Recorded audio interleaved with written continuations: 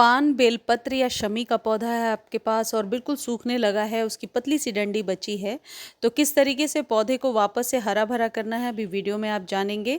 और एक चीज़ और है कि पान का पौधा हो या बेलपत्र हो या शमी का पौधा हो, सर्दियों में ज़्यादा ग्रोथ नहीं दिखाता है। सर्दियों में ज़रूर थोड़े उसके पत्ते रूखे-सूखे बेजान से नज़र आते हैं। लेकिन इस तरीके से केयर करके आप अपने पौधे में दोबारा पत्तियाँ बहुत सारी ले सकते हैं। देखिए ये बेलपत्र का पौधा है मेरे पास, इसकी पत्तियाँ खुद ब खुद पेड़ में सूख रही थी।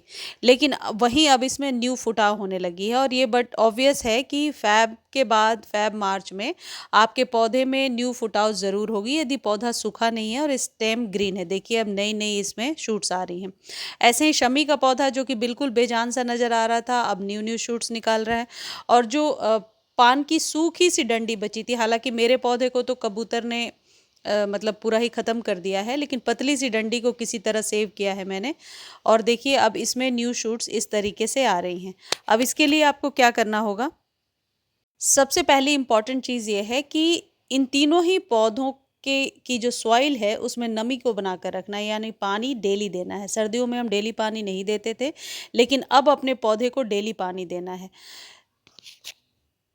जब भी पानी दे रहे हैं पत्तों को अच्छे से वॉश कीजिए। गमले में यदि आपको लग रहा है ओवर वाटर हो जाएगा पानी देने से तो ना दें, लेकिन पत्तों को ज़रूर वॉश करें। मैंने देखा है कि पान के पत्ते जैसे धुलते रहते हैं या बेलपत्र के या शमी के, तो न्यू शूट्स बहुत जल्दी निकल कर के आती हैं। और पान की दुकान पर भी आपने देखा होगा पान के पत्तों के ऊपर वो लोग मिस्टिंग करते रहते हैं।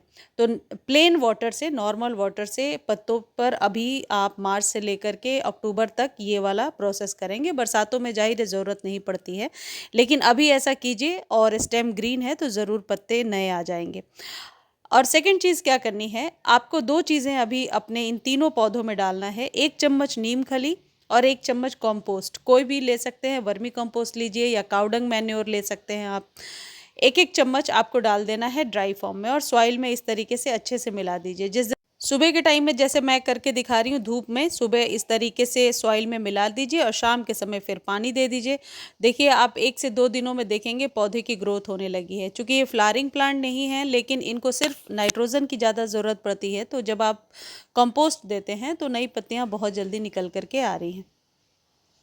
अब धूप कितनी देनी है? पान के पौधे को आप दोपहर की धूप से बचाएँगे अभी से ही, ताकि दोपहर की धूप ना लगे, नहीं तो पत्तियाँ इस तरीके से जलेंगी। मॉर्निंग की धूप दीजिए, लेकिन बेलपत्र और शमी के पौधे को अभी आप मार्च-अप्रैल में पूरे दिन के सनलाइट में रहने दीजिए।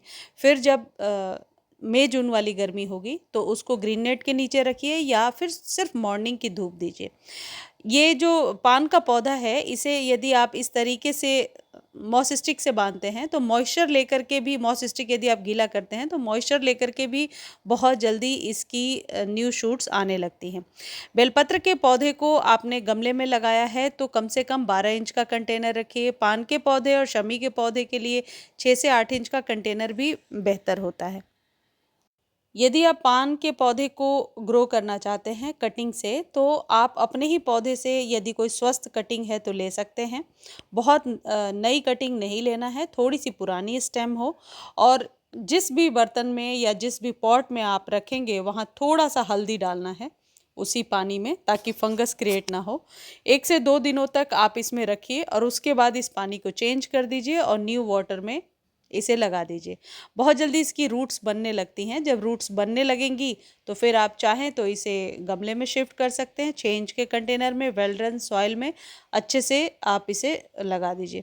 पान का जो पौधा है ये बहुत जल्दी ग्रो कर जाता है, कोई बहुत विशेष देख-रेख की ज़रूरत नहीं होती है। जब लू चलेगी उस समय इस पौधे को बचा कर के रखना होगा। पान की कटिंग बहुत आसानी से लगाई जा सकती है। ऐसे ही आप बेलपत्र और शमी के पौधे की भी कटिंग लगा सकते हैं। क्योंकि मार्च का मंथ ऐसा होता है या फ़ैब के एंड तक हम लोग बहुत सारी कटिंग्स को ग्रो कर लेते हैं या फिर बरसातों में ग्रो करते हैं। मुझे उम्मीद है वीडियो अच्छी लगी होगी। धन्यवाद।